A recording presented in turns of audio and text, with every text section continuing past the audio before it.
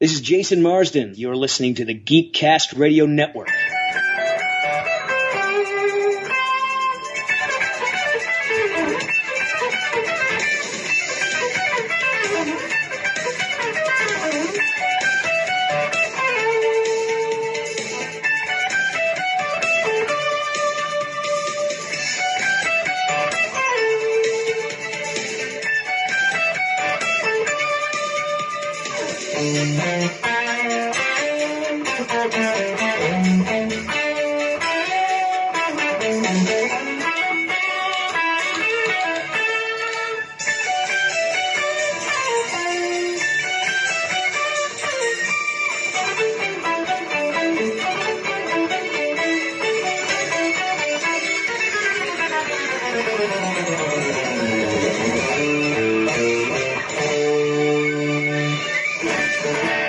The 30th anniversary of Boy Meets World, and this is episode 11, finally, after all this time, of Podcaster Meets World, brought to you by the Geekcast Radio Network.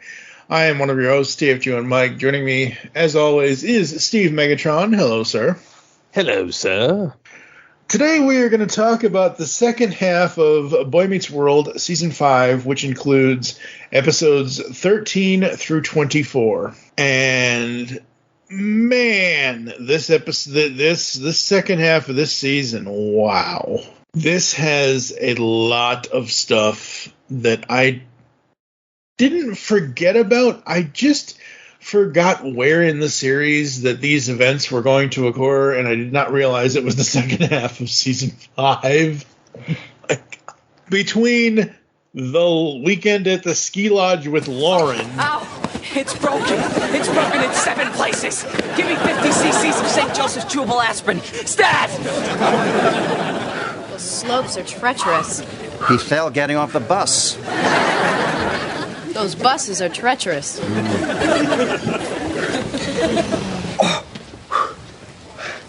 I don't think anything's broken. It's probably just a mild sprain. Embellish it for my friends. I'll have the doctor come and embellish it for you. My guess is you'll live, but she won't ski. Sorry. Well, there goes our senior ski weekend, huh? No, Corey, we can have a great weekend here together. We can sit here while everybody else is out playing in the snow and skiing and having fun, and we can talk about how much fun they're having without us. Go ski. Thank you. No. Go ahead. Go. Sean never would have left me. Hey, Corey, get your foot out of it. Ah!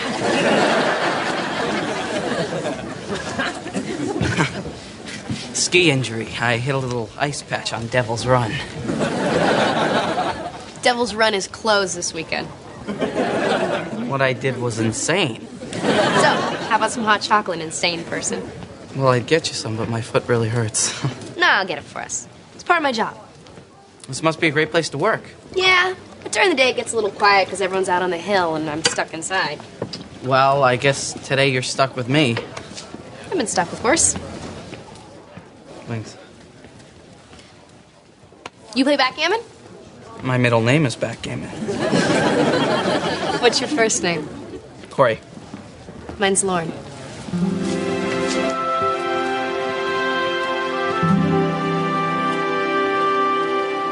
And Sean accomplishing the impossible of getting to the Super Bowl, and... Look at that! Look at what, George? The play's over. I'm looking at the crowd. Look at the boy holding up the sign. Which one? The one that says, "Hey, Feeney, nothing's impossible." The First Girlfriends Club, and Sean wants what Corey has. Yoko shows up for the first time. He listened to Topanga. Let's see. What are you doing in my seat? This breakup is having serious ramifications on me. Nice word, Jughead. And we also have some seriousness with episode 18, which we will get to, but it is the Corey and Sean alcohol episode. And I've got a lot to say about that, but that is what it is, and we will get to that. First things first, the episode 13, The Eskimo. Upset that the seniors are slacking off, Mr. Feeney threatens to issue Fs and assigns personal goals to Sean, Topanga, and Corey. Sean is to find 2 tickets to the Super Bowl, Topanga is to refrain from interfering, and Corey is to help them both. Corey will fail if either Sean or Topanga fails. Meanwhile, Eric and Jack search for soulmates. Oh, man. What did you think of this one? Yeah. This one was weird. Like, yeah, and this is kind of the beginning of the end. Like, the show starts going down a weird, like, road for a lot of them. Mm-hmm.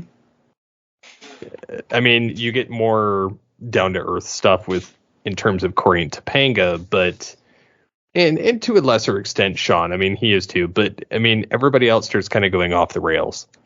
Yeah. Well, Eric is, there's this, everybody always talks about the transition of the Eric character from being what he was in the first 4 seasons to slowly becoming Eric, the idiot savant, or just the idiot, for the rest of the show, and being the comedic relief. And it's probably already started, if I remember correctly, but it kind of ramps up here. Because not necessarily, well, in this episode, he and Jack are searching for soulmates, and they find these 2 girls, except one is perfect for Eric, one is perfect for Jack, but they're the other one that the other one is like, they switch them, essentially. And the girls were like, we don't want people like us. We want the opposite. And whatever. Eric and Jack at the end of the episode leave, and the 2 girls look at each other. Those idiots, they're not coming back. And I'm just like, you idiots, go back. Like, oh, God.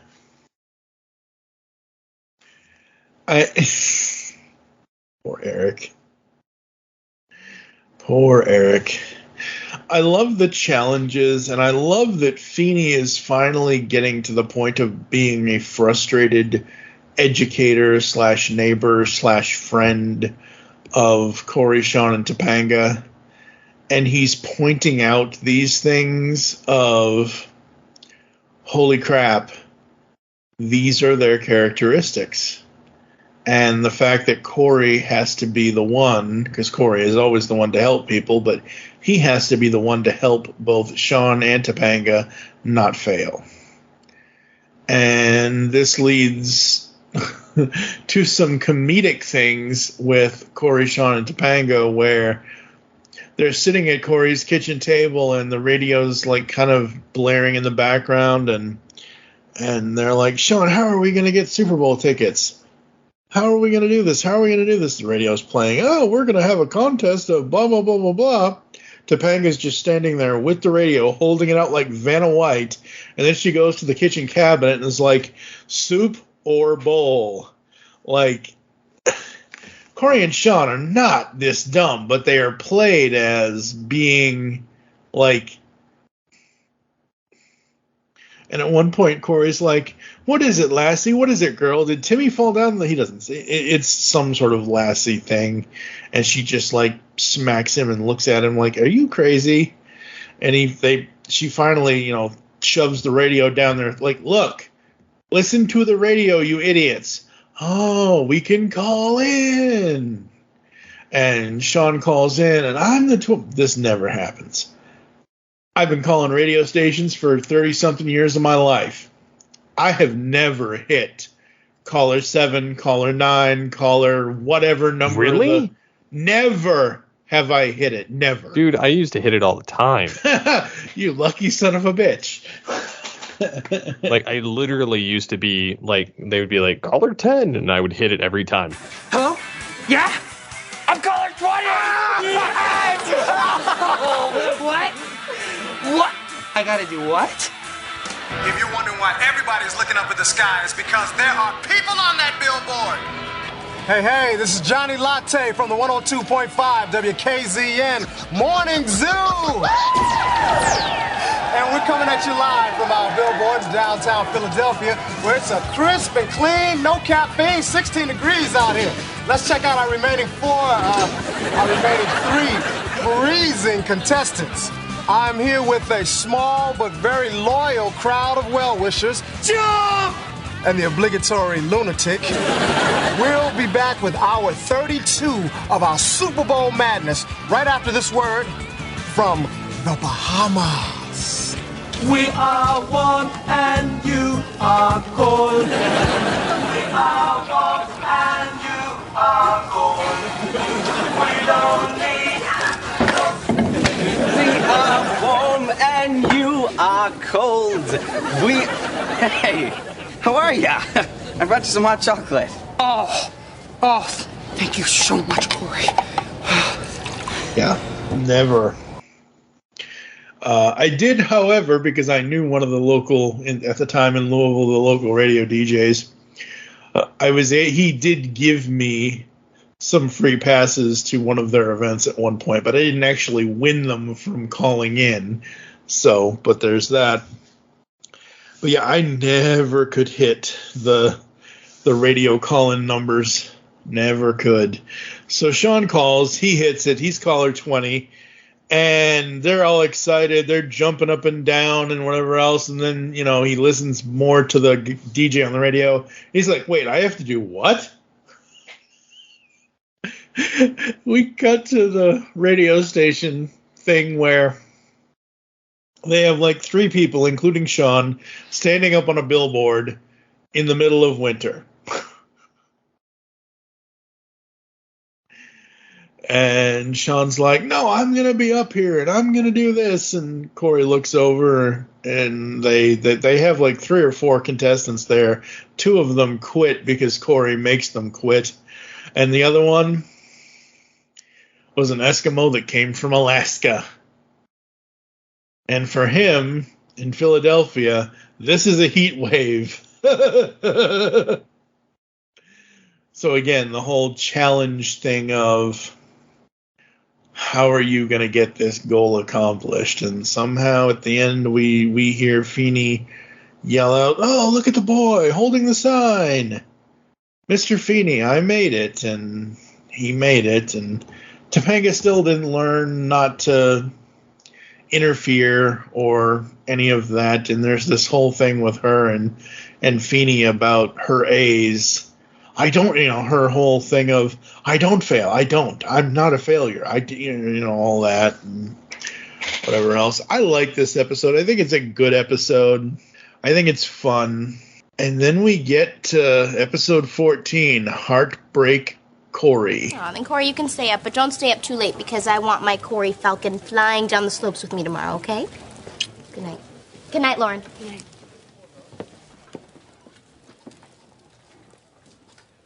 Well, I better get some sleep, too. Yeah, go ahead. I'm just gonna sit here, let the fire die down. Watch the moon rise over the mountain. Sounds nice. I've never done anything like that before, because I'm from the city. And in this city, we don't see that many stars because of what they call... Ambient light. Right. Ambient light. I was raised in the city, too. Philadelphia? New York. But we moved when I was 13. I thought I'd hate living in the mountains, but now I wouldn't live anywhere else. Well, I'm from the city. I could only live in the city, Couldn't live without that ambient light. In fact, I don't want to see anything in the sky. Look. Okay. Wow, there's so many stars up there. It's so beautiful. You were distracted by the city lights. Oh, the fire's going out. Should I throw another log on it? One of the most popular episodes of the entire series. When Corey sprains his ankle falling off the bus during the senior class ski trip to the Mount Sun Lodge, he doesn't tell Topanga when he spends the night talking, in parentheses, with the young lady Lauren, who's volunteered to take care of him. Also starring Trina McGee Davis as Angela Moore, guest star Linda Cardellini as Lauren. Linda Cardellini would go on to play Velma in the Scooby-Doo movies, and I did not recognize, like, I know what she looks like as Lauren in Boy Meets World. That's really all I knew her from. Like, her Velma transformation was amazing because I did not recognize her. And then she also was Hawkeye's wife. That's right. And I didn't recognize her there. Like, her Lauren look in this, the way she looks and how old she is in this episode is how I know this actress. And as Hawkeye's wife, barely recognized her at all. They didn't look that much different, except age. Yeah. I mean, I didn't notice any of that just because, but I don't know. I was like, at the time that it came out, I was like, oh, she's not bad looking. She's, between her and Topanga, they are both very cute. And I can kind of see why Corey would stay up talking all night to her. But this is the episode. This is the legendary episode of the one time sort of Corey strayed away from Topanga kind of thing. And yeah, I really dig this episode. I think it's a good episode. I think it shows, like, we've known Corey for 5.5 seasons. We know that he is always supposed to be with Topanga. We know that that's his destiny. We understand that within this universe. But this is something different. They were broken up. They were this, they were that, or whatever. And, you know, he goes to, you know, they go to the ski lodge and he sees this other girl. And, and yeah, I really still love, this is one of my, later on in the podcast, folks, I have episodes where we're going to count down our top 10 episodes of this series and our top 10 episodes of Girl Meets World. This is one of my top 10 episodes. I don't know where it's going to fall on my list, but it is most definitely one of my top 10s. We get to the first Girlfriends Club. It's Valentine's Day. And Sean's jilted exes are so sure he'll ruin his date with Angela that they kidnap him to keep him from hurting her. Meanwhile, Corey lands in trouble with Topanga after she reads the letter to him from Lauren, the cute mountain girl assigned to take care of him in the previous episode. So, you told you're going to spend Valentine's Day together? That he'd take you somewhere nice. That you'd be together forever? We're going to dinner and a movie. Nothing fancy, no big deal. Sean's incapable of committing to a Valentine's Day date. He knows how important it is to a relationship. He'll back out. Because he doesn't know how to be a boyfriend. He says things he thinks we want to hear, but he doesn't mean them. I think you should pay. I said no comment, you little Jimmy Olsen freak. And please, no more pictures. Hi, Topanga, you poor thing. Look, I know it's early, but whenever you're ready, my brother's face is really clearing up. Are you two vultures finished? Look, what's going on between me and Corey is going on between me and Corey, okay? That's not a quote, Ira. So, yeah, this one was Sean and the first Girlfriends. When did this? Oh, this is February 13th, 1998. I believe the movie The First Wives Club was already out by this time, so that's kind of where the title of the episode comes from. Yeah, pretty much. It was a it was a 1996 film by Hugh Wilson. First thing that shows up is a TV series. I'm like, it wasn't a TV series. It was a movie. I know what I'm talking about here. What did you think of this one? It was interesting. I mean, you had the dynamic between Topanga and Corey's situation. Mm-hmm. Yeah. And then Angela kind of in the mix there, too. Yeah. The ex-girlfriend's kidnapping him was kind of funny. Yeah. I see Sean's point more than I see the ex-girlfriend's point. They were all high school relationships. Like, they didn't really mean much because none of them understood it. Yeah, and Sean didn't understand it either, because Sean had this 2-week rule or 1-week rule or whatever it was that he had, because Sean at the beginning of the series and going forward from when he first debuted, he wasn't really a player, but I guess he was. He wasn't a player in the sense of he was trying to have them all at once and juggle them kind of thing, but it was more of he's looking for something. Mm-hmm. And none of these girls are what he's looking for the long term. Please, it's Valentine's Day. I made a promise to Angela. You made the same promise to me, Sean. Oh, yeah. I did. But Dana, that was 6 months ago. Nobody makes a promise that far in advance that they expect to keep. Really? How far in advance can you make a promise? A week? A day? You promised Angela that you'd never disappoint her. How long will it be till you hurt Angela like you hurt us? A week? A day? I don't know. What do you three witches think you're doing? Angela. We're doing you a favor, Angela. You just don't know it. What I do know is Sean would have been here for our date if it wasn't for you guys. I tried. I wanted to be with you more than anything tonight.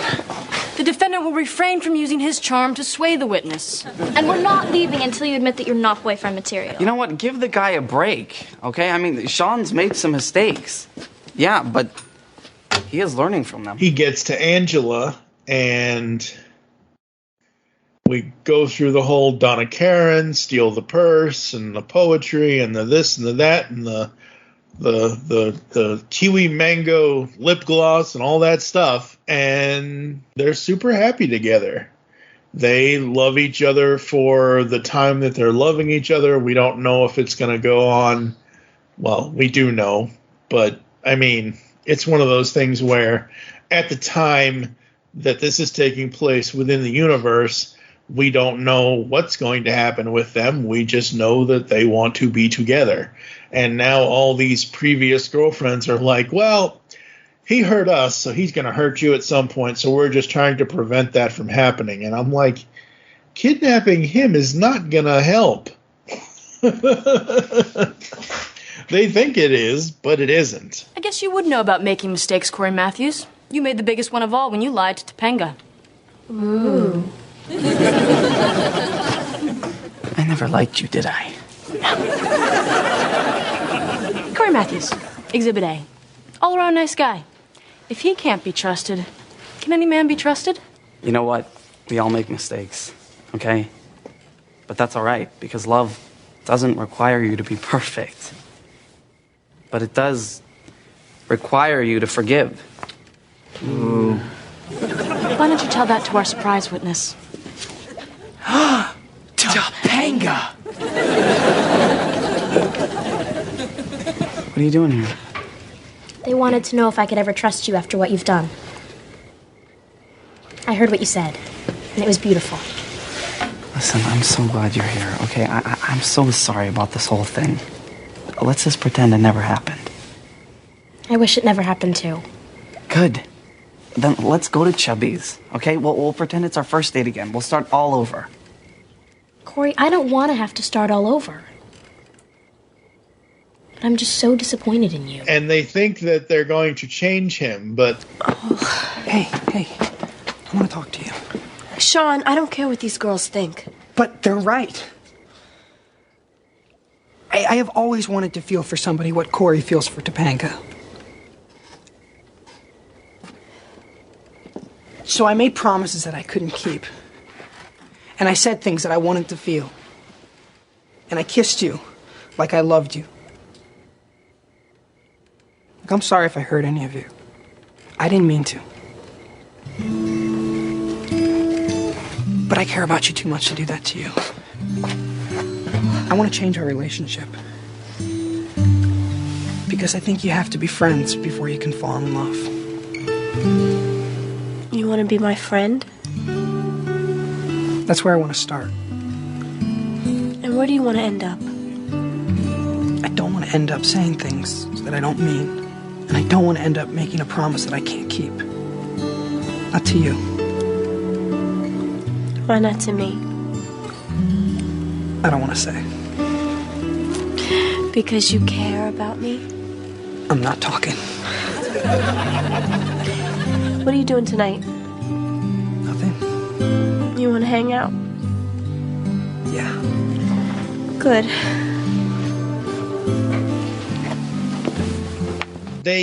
Men and women both change over time in certain ways, but you can't force that to happen.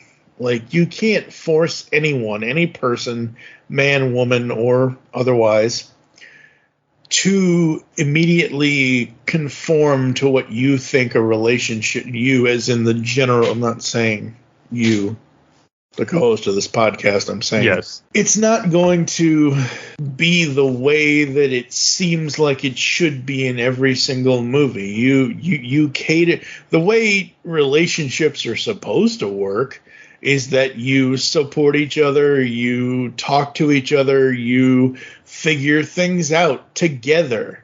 You don't have this. I'm probably the last person on this earth that Karen ever thought she was going to end up with, because she had feelings of that she would be with somebody else at some point or another. This is before we met, obviously, but she was telling me that in her past, she never thought she would be with somebody like me as far as like my personality and the geekiness and the this and the that and the whatever.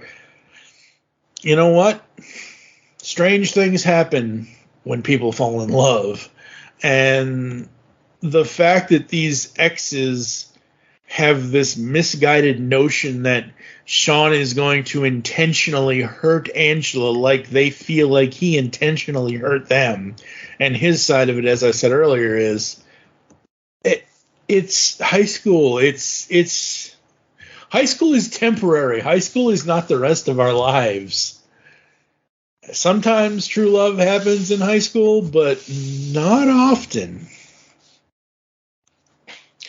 I like the episode. I think it's a good one. Mm-hmm. And it did get a lot deeper than I thought it was going to. A lot of them did. Yeah, and that's good. That shows, shows that this show is really reaching into a lot of these issues and these things that happen to people of this age. Up next is episode 16, Torn Between Two Lovers, parentheses, feeling like a fool. Corey is torn between making up with Topanga or allowing himself to see how it would be to go out with Lauren. After he goes on a date with Lauren, he decides that he can't live without Topanga, but she decides she can't see him anymore. Meanwhile, Mr. Feeney entrusts Eric to be a substitute teacher for his citizenship class. You and Topanga can't be apart like this. It's giving me a heart attack. Sean, I didn't even do anything, okay? I meet one other girl, I talk to her, and I get a little thank you note. Corey, she wrote you the most passionate love letter I've ever read that didn't start with Dear Sean. I can't control what another person puts in a letter, Sean. Now, Topanga knows that. Okay. It's been raining for 7 days. How do you explain that? Warm air meets a low pressure system? Wrong. It's raining because God is crying. And he's crying because he created you and Topanga to be the role model of the perfect couple for the entire universe. You know, Sean, Topanga's angry at me. What are you so upset about? Because, someday, after a slew of meaningless relationships, it's possible that I'm going to want what you have. Now, how can I want what you have if you don't have it? I want you to still have it.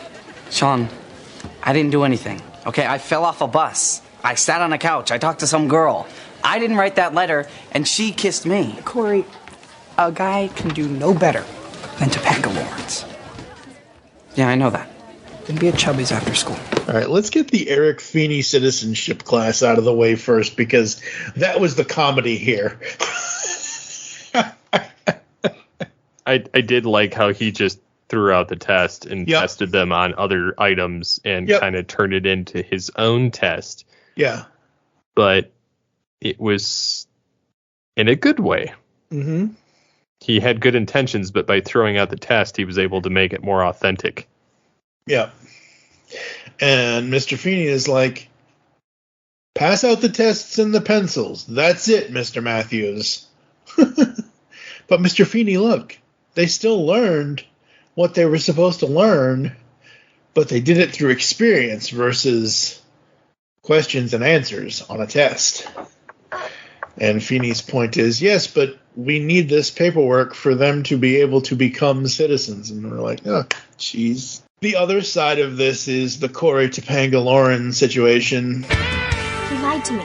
He lied to me about staying up all night with Lauren. Strike one. All they did was talk. He lied to me about kissing her. Strike two. All they did was talk and kiss. I read the letter, Sean. She's crazy about it. Because she knows what you know, Topanga.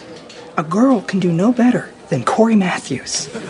You're a good friend, Sean, and I think it's great what you're trying to do for Corey, but... I'm not just doing this for Corey. What?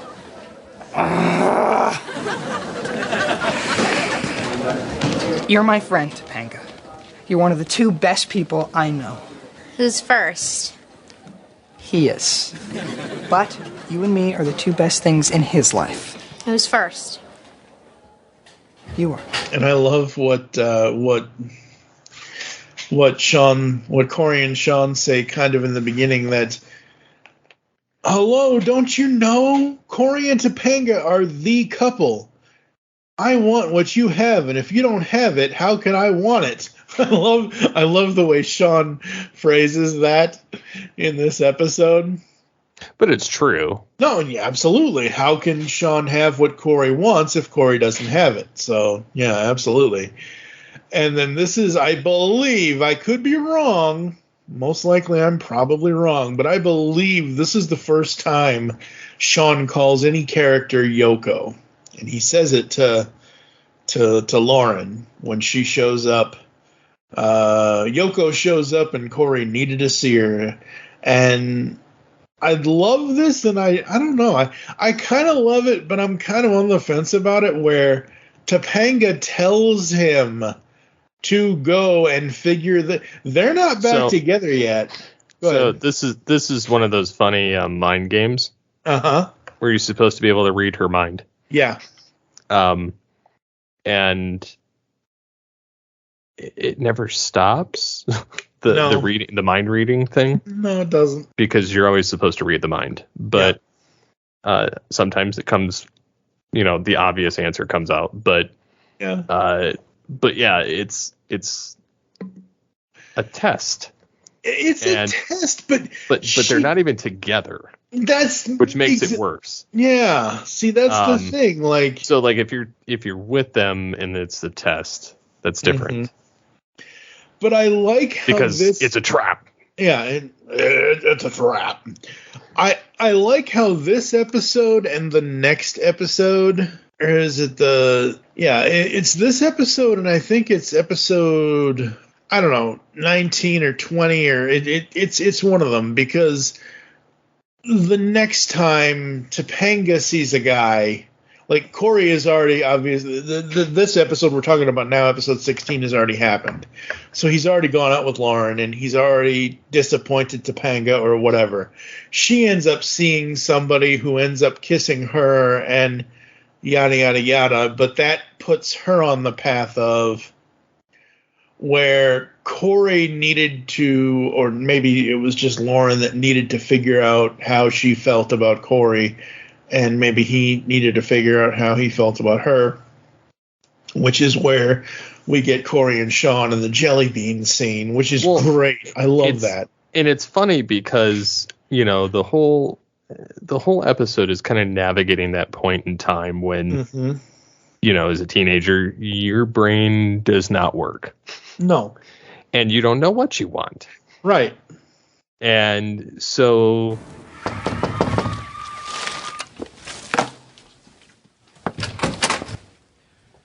I had a good time.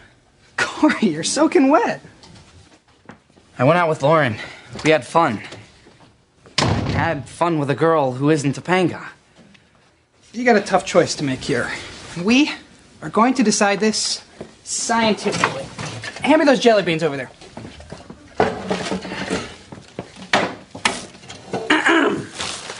First off, personality. Which girl makes you laugh? We're not going to decide the rest of my life with jelly beans, Sean. Then who is going to decide the rest of your life, Corey? You? Okay, but don't use the red ones. I want to eat those. It's him methodically working through how much she means to him. Yeah. And yes, the situation was unfortunate because, they are broken up and, right. He realizes it kind of too little, too late. Yeah. But it's also one of those, he didn't know what he was missing until it was gone. And while he had fun with Lauren and liked her a lot, and everybody else did too, he knew deep down that wasn't who he was supposed to be with. Yeah. Yeah, it was a point of him realizing that I can't live without Topanga is my other half. I may have found her when I was 2 years old or on the monkey bars or wherever, whatever origin story they have, because the origin story has changed. They even pointed out in one of these episodes where it's like, you guys met when you were 2. I thought you met on the monkey bars when you were 5. It's a whole thing, but it is what it is. So yeah, we finally figure out that Corey is destined for Topanga. But there's nothing like being inside Lauren's jacket. What? Just pour the beans. It's a tie. You like Lauren as much as you like Topanga, and you can't live without either of them. Maybe this is a bad idea. No, this was a good idea. Sean, yeah. I like Lauren. I like spending time with her. But I can live without her. I can't live without Topanga.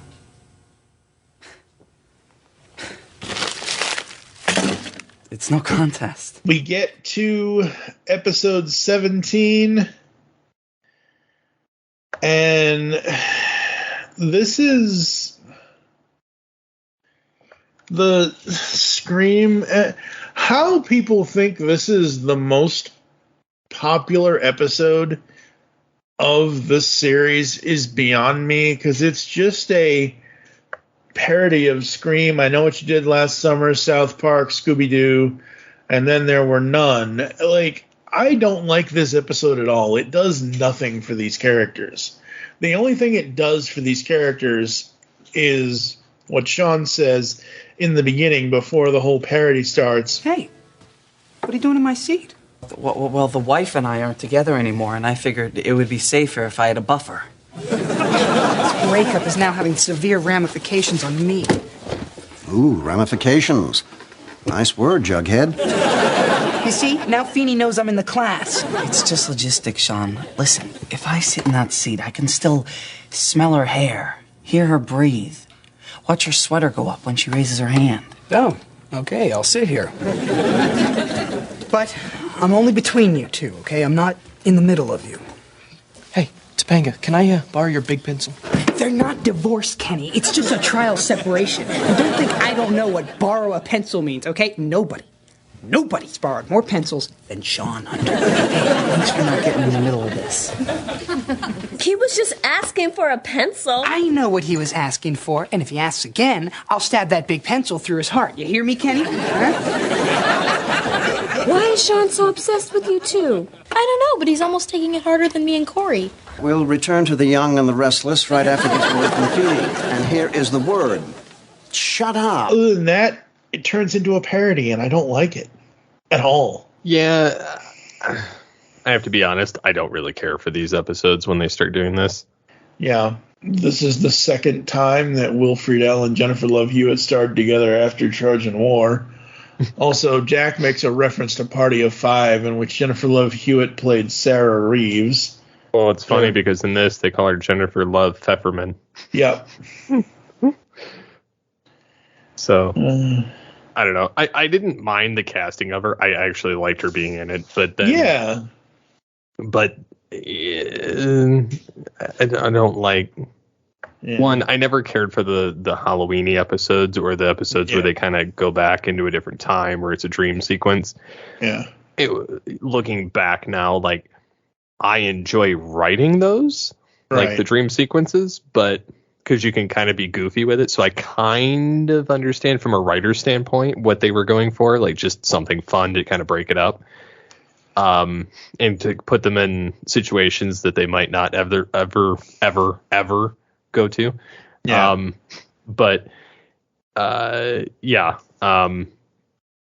It's not an episode I really like. I don't mind the time travel-y ones, but even though those are just as ridiculous.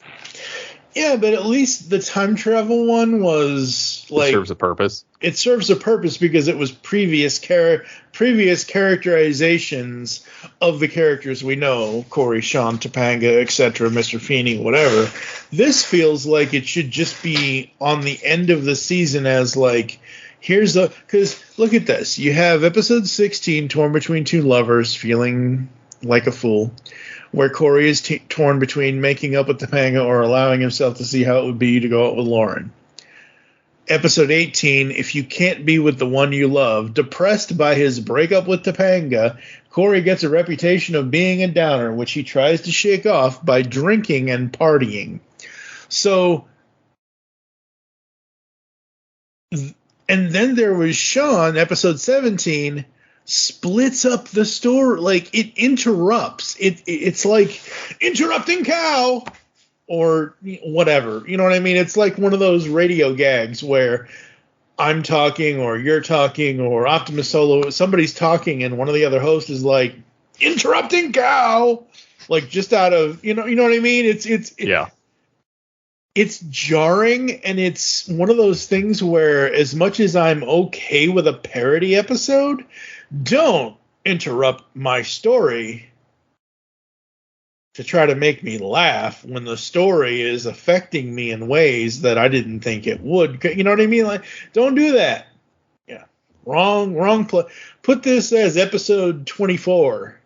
Have episode 16 be episode 16. Have episode 18 be episode 17, and so on and so forth down the line. But yeah, episode 17, I could do without it. Episode 18, though, If You Can't Be With the One You Love. When Sean catches Corey in the act, he convinces Sean to try it as well, with the disastrous results. In addition, Sean discovers why Jack's mother left their father. Guest stars Vanessa Evigan as Kimberly, Mike Batey as Transient, Max Miller as Kid. This episode was held back from Disney Channel airings because of mature content. Will Friedle as Eric, Lindsay Ridgway as Morgan are absent. So I believe I've said on other podcasts that you and I have done, I believe I've told the story that has happened to me in the last 2 years. In 2021, Karen, my lovely wife of, what was that, 4.5 years at the time? Yeah, because it's about to be 6 years since we met in August. Her liver and kidneys failed. She, at the time, could not shut her brain off in order to go to sleep, so she would use alcohol to be able to get sleep. And we tried, and we went to doctors, and we asked them for all kinds of actual medication help, and nothing would ever be done. They wouldn't really do anything for her at all. And so she did that. And at the time that she passed, she was 6 months sober. And like I said, unexpectedly, we were still in the middle of COVID and all that stuff and everything else, but her kidneys failed, and then her liver failed, and then she was gone. So things like episode 18 of season 5 really affect me because I have never been a drinker. I have had alcohol in the past, but any alcohol, doesn't matter if it's beer, wine, the harder stuff, hell, even Zima with Jolly Ranchers, it just doesn't matter. I just don't like the taste of it. It's just not for me. Same. That's the way I approach alcohol. I don't approach it as, oh my God, it's evil, it's the devil, it's you know all that. It's just I don't like the taste of it, and that's pretty much where, I'm not going to sit here and judge people who drink. If you want to drink and you can drink responsibly, fine, whatever. That's your life choice. It has no effect on me. I hope that anyone that does drink does do it responsibly and doesn't overdo it, because I hate seeing stories of friends or people that I've known that something has happened to them because of alcohol. So this episode, as much as I remember seeing it years ago when it aired, as much as I remember seeing it a few years ago on the DVD set and everything else, this really did. Now it's like, oh crap. And we also have, obviously, the peer pressure and the fact that Corey's the one that starts this. And Alan and Amy feel like it's Sean's influence, and Corey's like, no, I did this. This is something I did. The only funny line in this entire episode is when they're peeing on the cop car, or Corey is peeing on the cop car, and the cops actually show up. He says, oh no, it's Sipowicz. It's a NYPD Blue reference to Dennis Franz's character Andy Sipowicz from ABC show NYPD Blue at the time, back in the 90s. And Corey stands up for his actions, like I just said, even though Alan thinks it was Sean. And I love that Alan apologizes to Sean. And then the sadness continues, because even though Sean is drinking still, the way that he interacts with Angela, like, yeah, that's deep. I don't like you when you drink. You know what I mean? Like, that is like, holy crap. This girl that I just met, that I have all these feelings for, and that I would love to be able to be in love with for however long we're going to be in love. She's showing me that she doesn't like me like this, so something has to change or whatever. And then you get Sean and Alan's conversation, which was, this is the best episode of season 5, I think. Yeah, the drinking ones were definitely the ones that didn't resonate with me. Yeah. But it's one of those like really, really tough topics. Yeah. And you're seeing characters, and these are, even though they're situations you normally would not. Right. And even though these are fictional characters and it's a story and it's a thing of television fiction, it's a real life issue that could happen to anyone. And that's, to me, what makes it the most powerful episode of this season, regardless whether anyone can relate to it or not. I do more than you do, because I've gone through things dealing with alcoholism. It's so damn good. It's good in a way that again, it's another one of those things we didn't know we needed it kind of thing. And as much as we hate seeing the characters go down this path, having them go down this path and learning this about themselves, and having Sean and Jack really connect over this with their family issues and all of that, makes the show better as we go forward throughout the rest of the season. and the next 2 seasons that we'll end up doing for this podcast.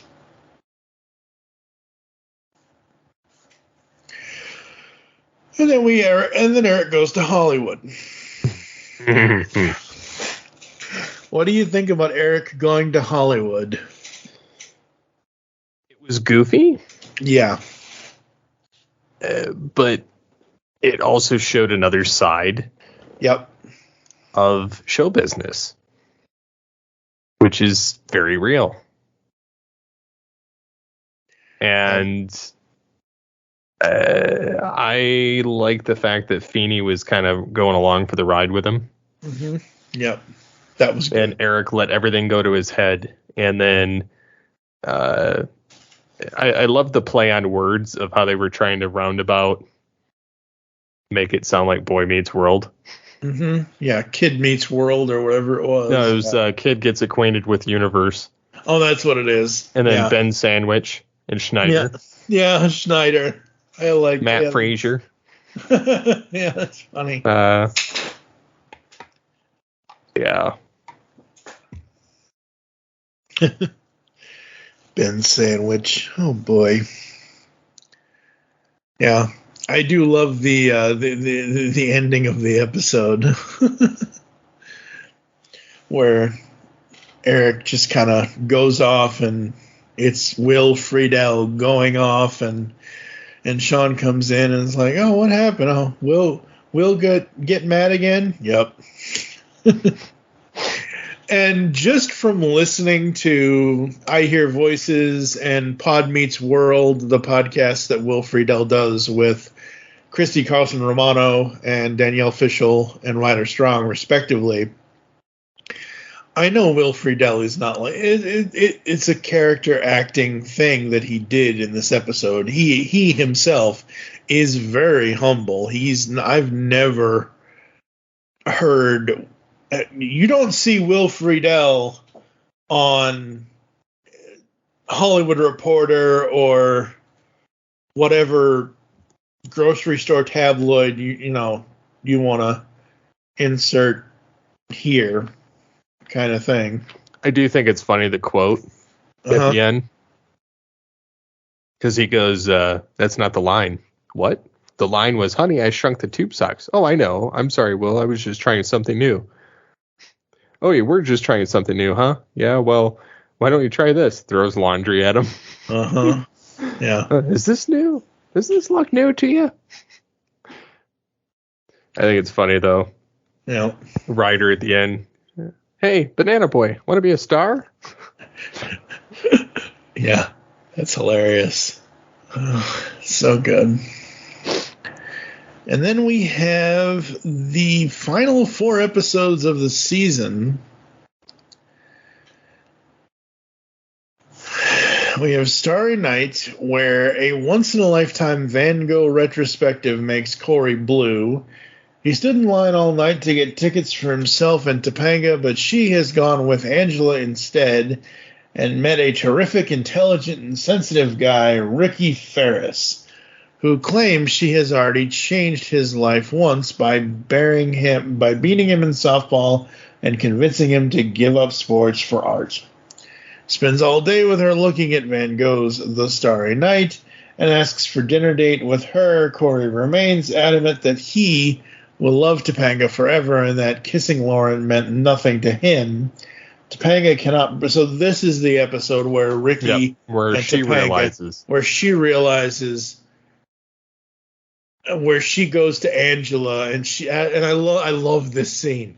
She goes, "Angela, I kissed him and do you know what I felt?" And Angela's like, "I can pretty much fit in." I felt nothing. When Ricky kissed me, I felt nothing. I called him today and I said I can never see him again because, Angela, I am off the market. I am taken. Topanga Lawrence is in love with Corey Matthews, and it is forever. I love this episode. Yep. It's so good. So good. Absolutely love it. It's such a nice episode. Honesty Night, episode 21, they reconcile. They pretend to be estranged because Corey forgot to tell Sean first. Okay, you and I have been best friends for 15 years. Yeah, late 2008. So 15 years. We usually tell each other almost everything most of the time, but it's not like we're constantly in each other's email or on each other's phones, or it's not like we're like, if I post on Facebook or Twitter first and either you don't see it or whatever, and I end up telling you before we record a podcast, it's not like you're going to freak out and go off the handle because you weren't the first. Like, I like that they make this part of Corey and Sean's relationship, but also I find it super, like we were talking about episodes that are silly earlier. I find this super silly, but I like where it leads to having Corey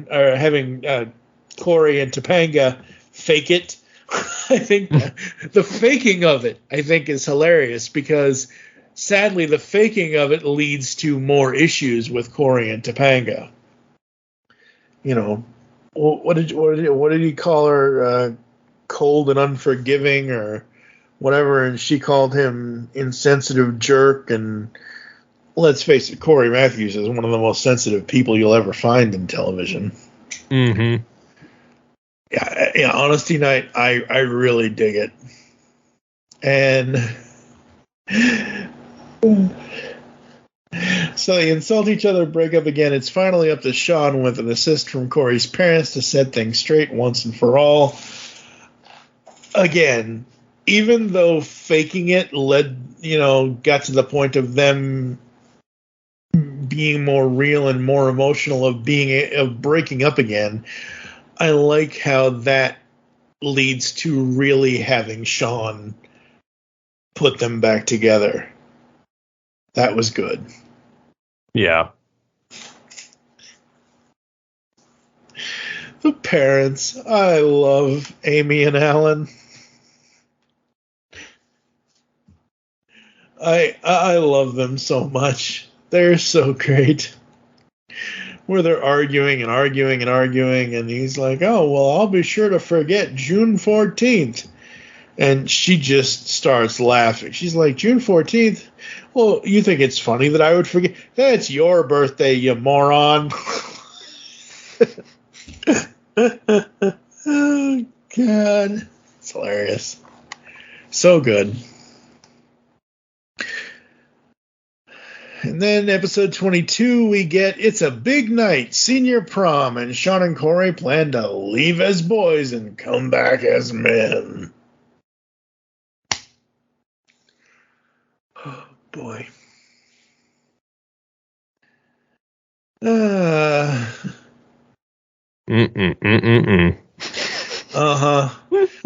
This episode, you want to talk? What are you thinking here? You go first. All right. Well, oh boy, season 5, episode 22, Promises, is not just about Sean, Corey, and prom night with Angela and Topanga.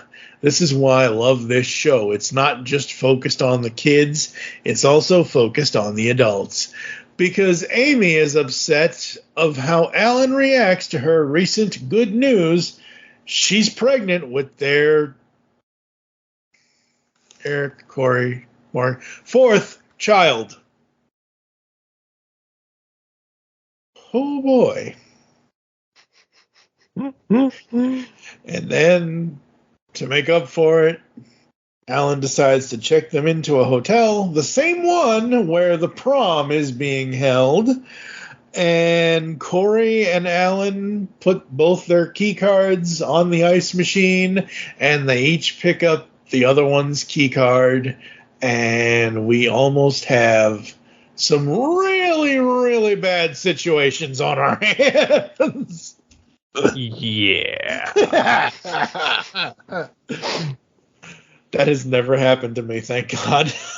I know. Well, this is what's funny. My prom didn't do that. They didn't do the whole... Well, my prom sucked, like, to be honest. We went, like, I took Mary to it. Like, we went out to eat with some friends, all dressed up and everything. Went to prom. It was boring.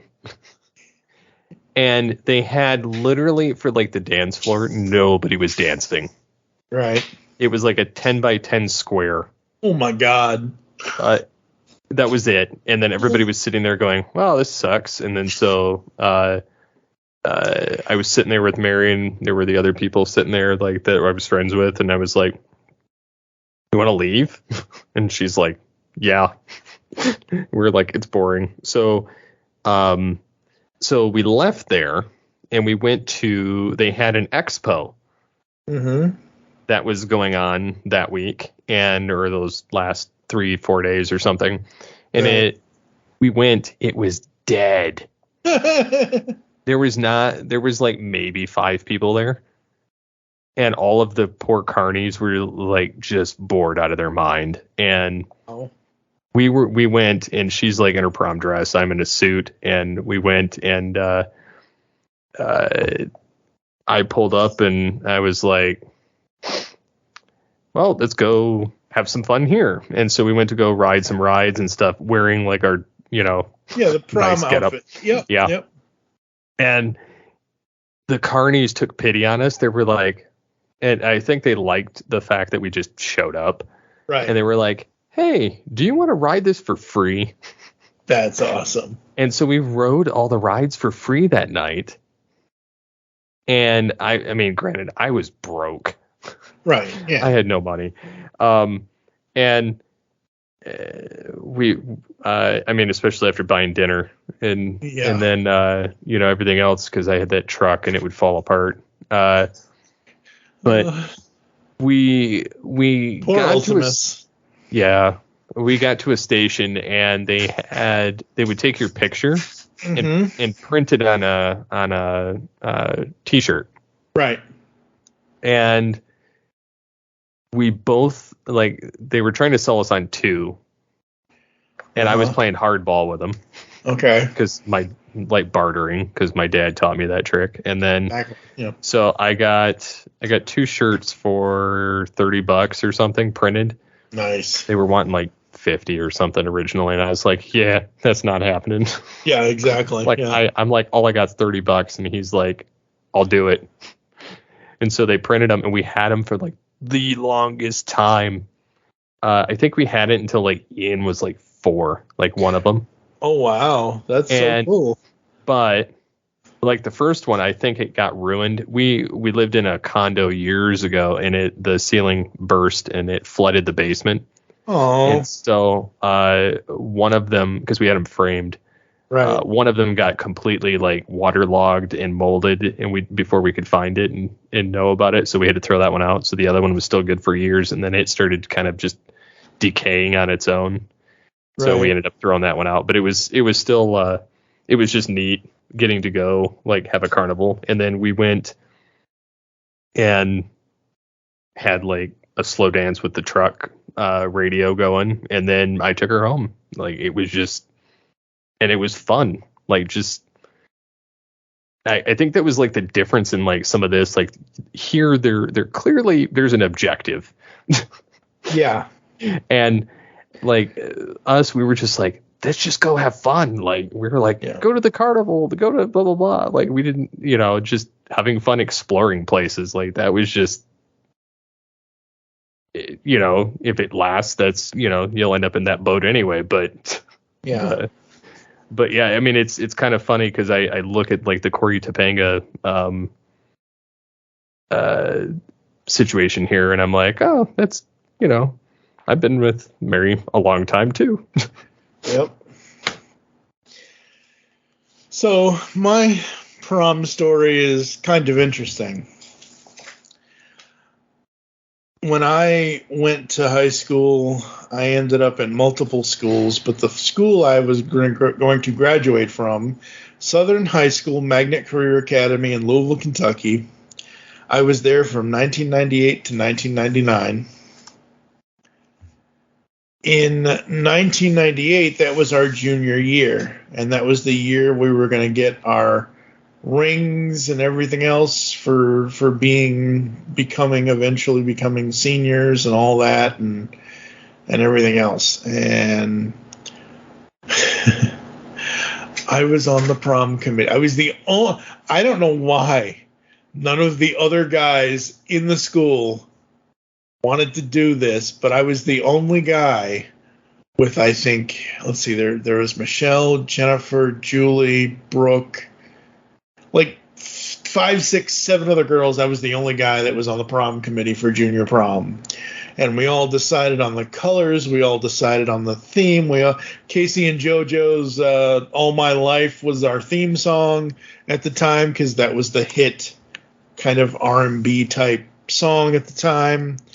And yeah, I went and I saw I went, solo, because I wasn't seeing anybody or anything like that. But, I always end up going to dances solo, which is fine because I don't dance and I have 3 left feet. So, but the fact that I can say I was the only guy on the prom committee of like 5, 6, or 7 other girls, and we all made the decisions and we all did this and we all did that and we all put it together, it was great.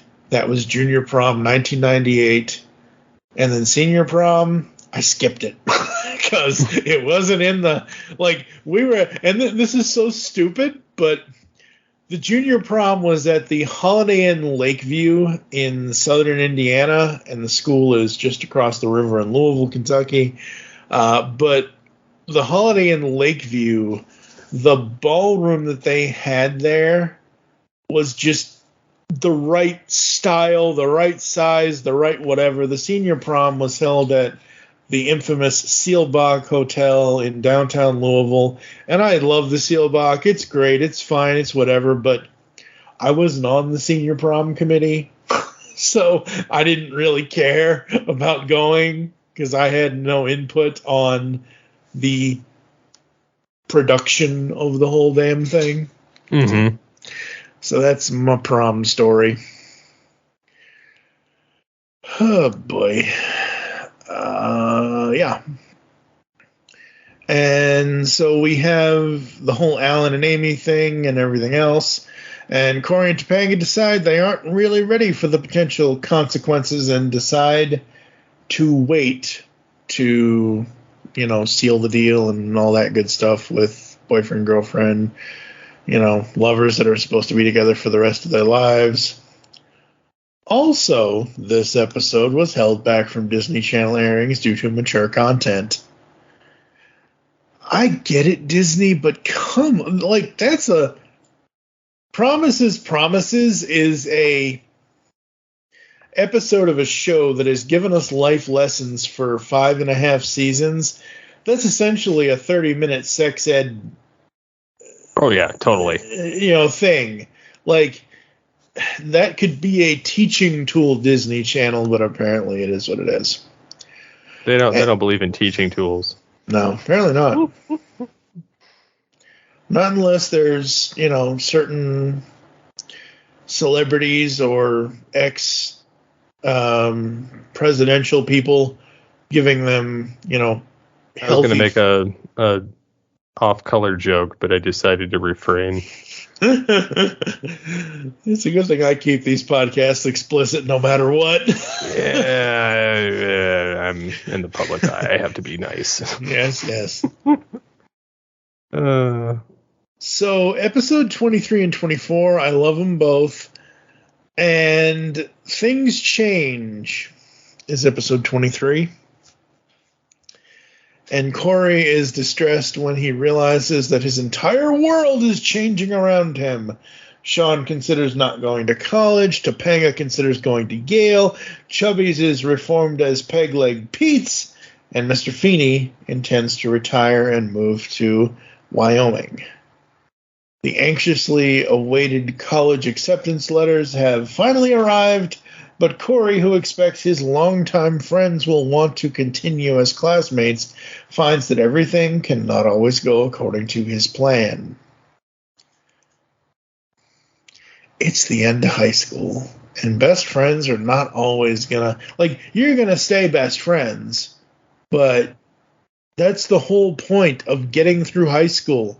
You go off into the real world, and yeah, sometimes you can finagle it to be where everybody is together, but and I love the instantaneous change of Chubbies.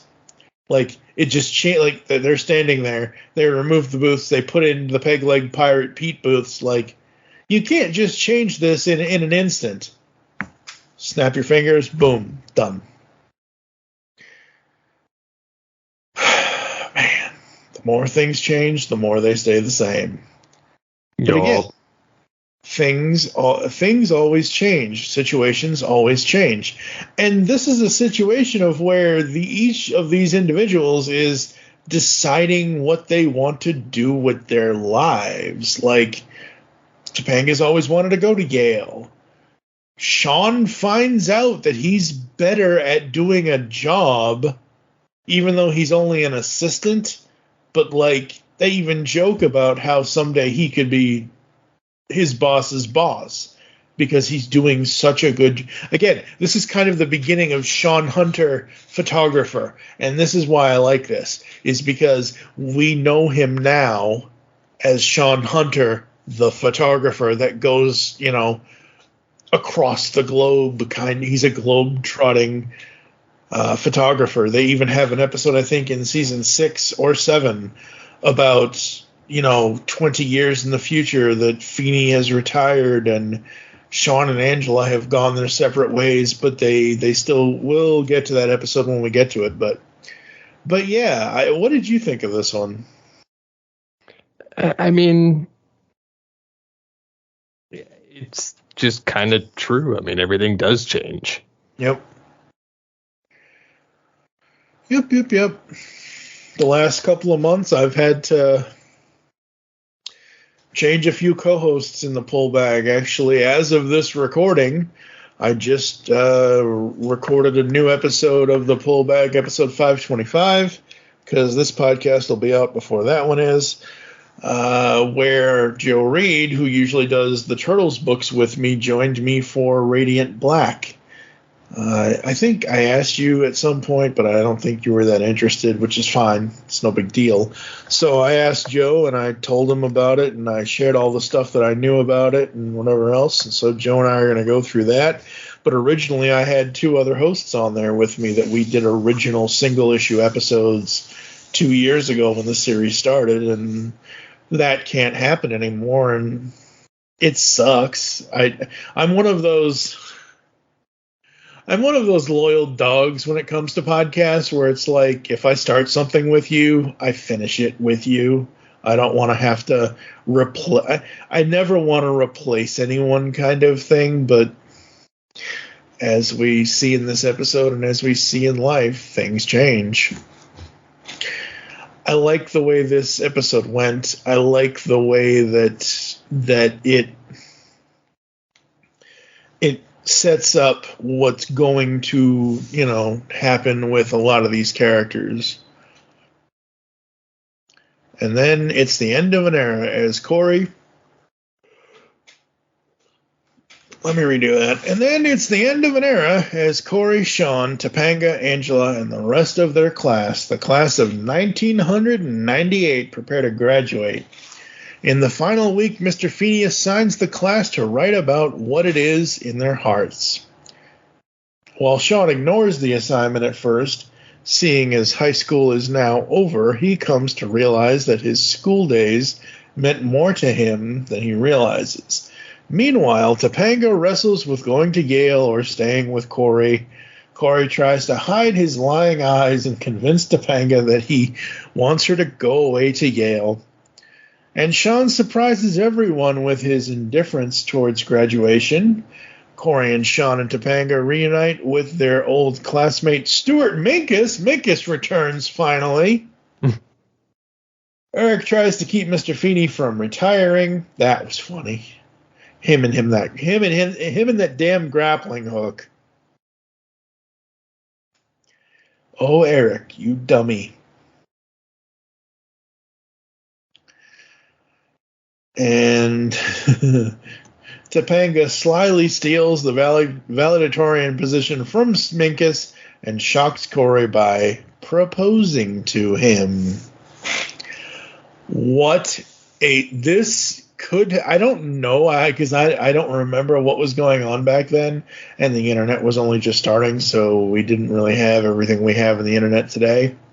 This felt like if the series was going to end, I wouldn't want it to end on this cliffhanger, but this feels like a series-ending episode. Oh, yeah, for sure. It really does. And it's so good. Absolutely love it. Thoughts, sir? I don't know. I really liked how they ended it. Yep. Yeah. Oh, Eric.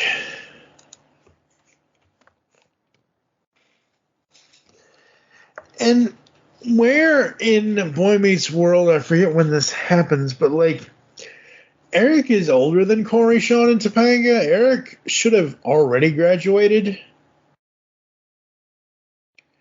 Like, he's special.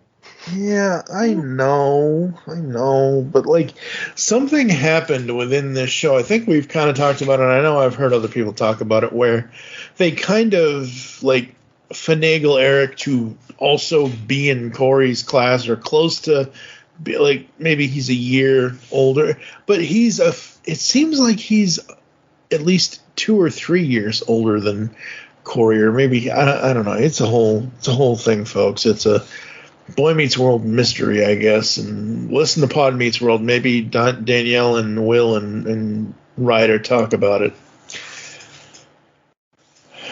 But between Sean's paper and Topanga's question, what an ending to a season.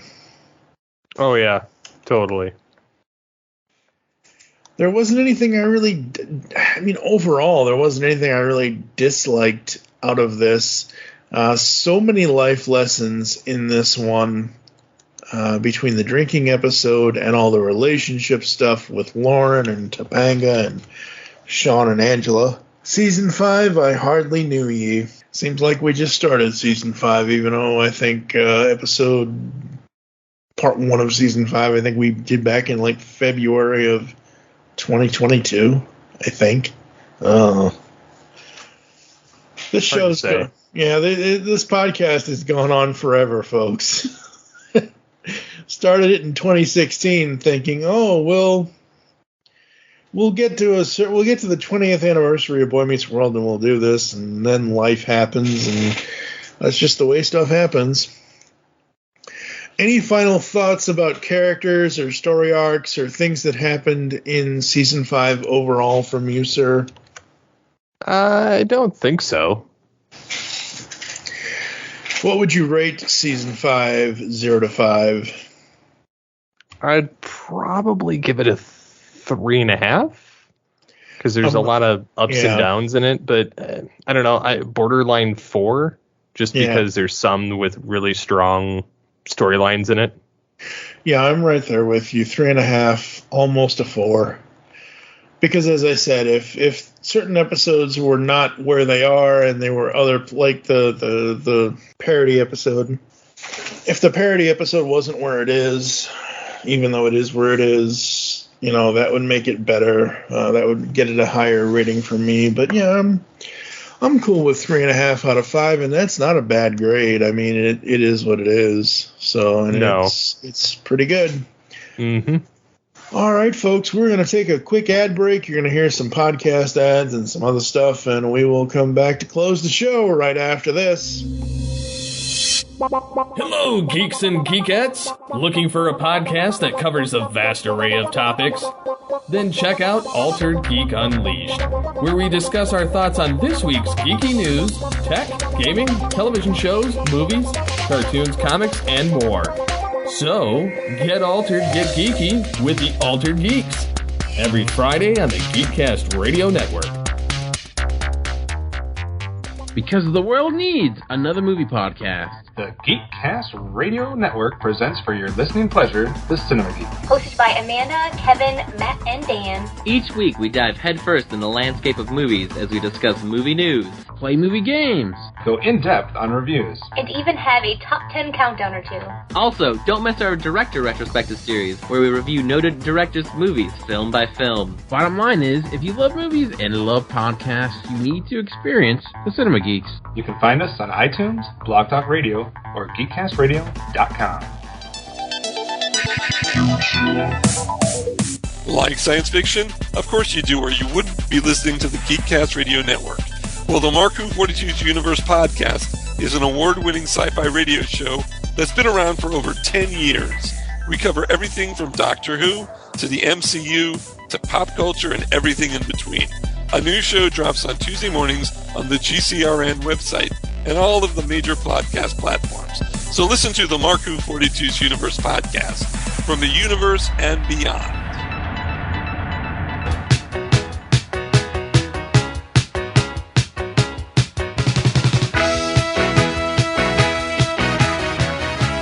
Hi, I'm Terry Smith, the host of Music Talks, the podcast where I ask guests a simple but beguiling question. Choose a song from each decade of your life and tell me why these songs mean so much to you.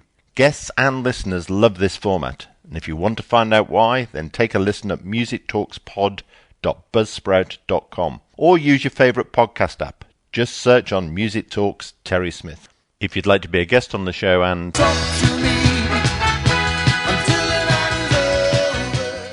then send me a tweet at Music Talks Pod.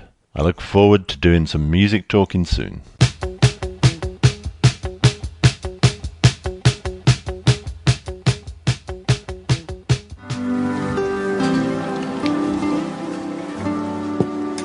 So you like this guy, huh?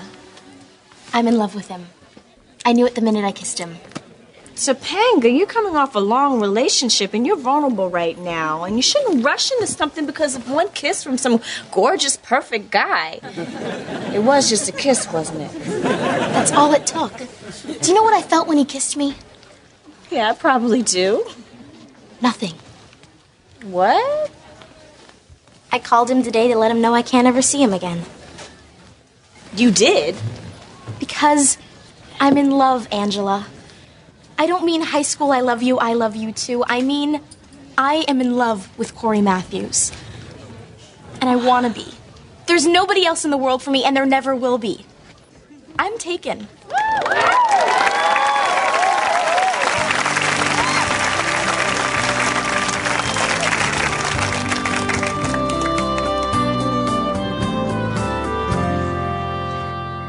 On the Simplistic Reviews podcast, we talk movies. We talk TV. We talk... Hello, Julie, what the heck are you doing? Trying to make our spots sound more exciting by adding explosions. Yeah, I'm pretty sure you could have got the point across with sound effects, not the real thing. Car. Download this show on iTunes or at simplisticreviews.blogspot.com. I'm sure your insurance company will cover that. No, they won't. No, they probably won't. What you doing up there? Well, I was hoping I could sit up here and a beautiful girl would help me down and we'd fall in love for the next 15 years. It worked once.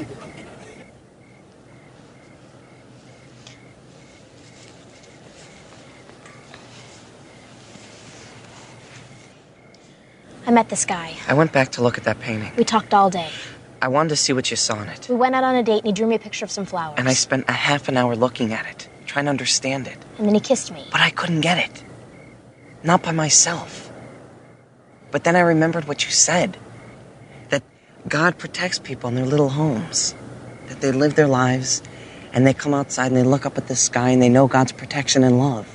And then everything's going to be okay. But I'm not like you, Topanga, that I can understand those kind of things so fast. I need you to help me. And I'm not like you, that I understand that you can kiss somebody and have it not mean anything. That you can care about somebody so deeply that nothing can change that. No matter how many times you tried to tell me. But I understand now. It's a beautiful painting. But it's just a painting.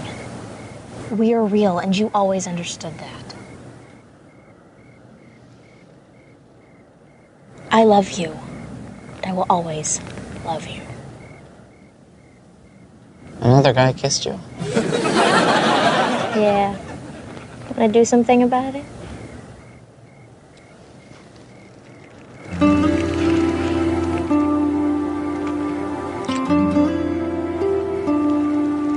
I felt that, boy. So are we starting over? Yeah. We are back here on Podcaster Meets World. We are going to be preparing for Season 6 as we celebrate the 30th anniversary of Boy Meets World here in 2023. Season 6 starts off with his answer part 1 and then her answer part 2.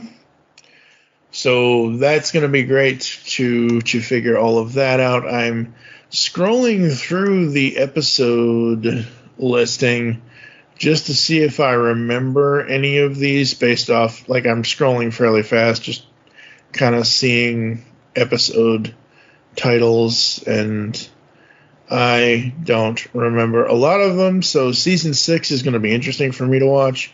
I will probably have a lot more notes like I did with the drinking episode from Season 5 here, but Season 6 only has 22 episodes instead of 24.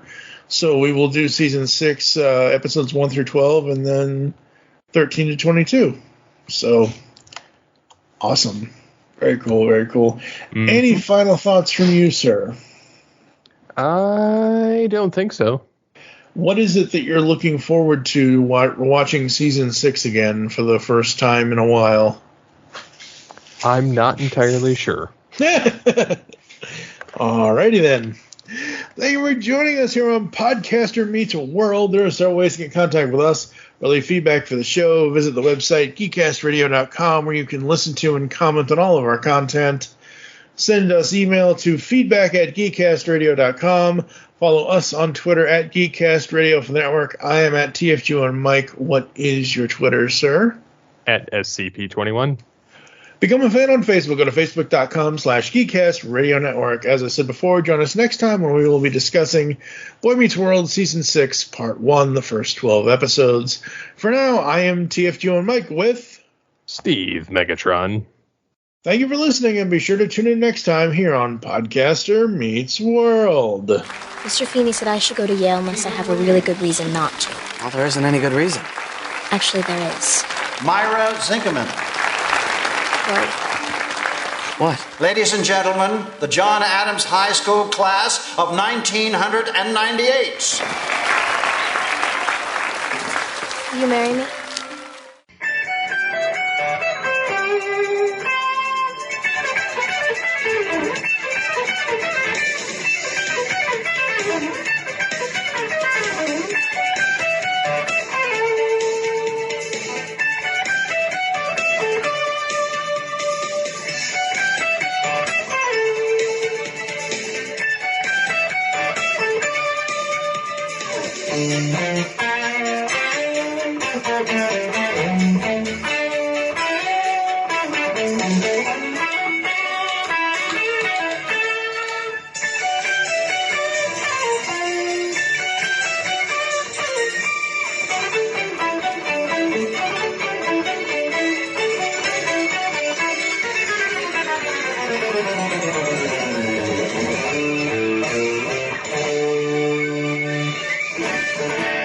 Boy Meets World guitar theme by Gator the Bear, a.k.a. Sean Farron, used with permission. This class will not be more interested in the romantic goings-on of its students than it is with whatever the hell I'm teaching.